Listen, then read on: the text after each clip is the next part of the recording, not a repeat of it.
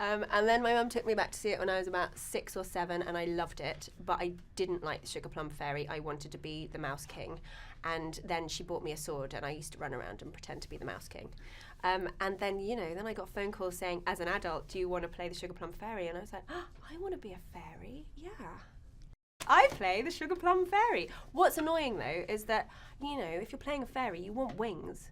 And they made mine in the computer afterwards, so I still haven't seen my wings yet. Not fair. Not fair. Not fair at all. Approach. As an actor, I sort of like to do as much research as possible, and there isn't a lot of research that you can do about the Sugar Plum Fairy. So I did go onto YouTube and I watched as many different versions of the dance, and they were all amazing. And I thought, but I'm not a ballet dancer, so I can't do any of that.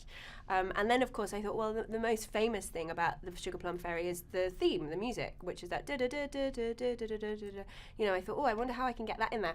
Maybe I can laugh it. So it started off with a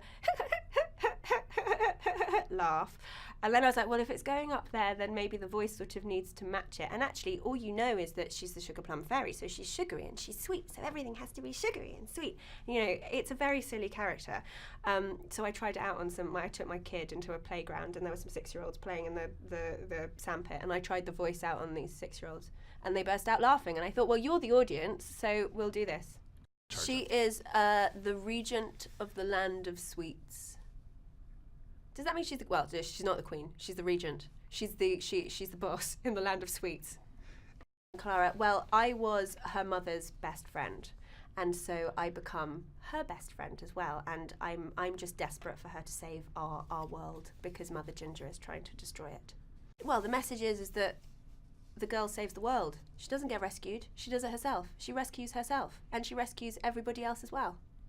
So the message is, go on, girls, go and save the world.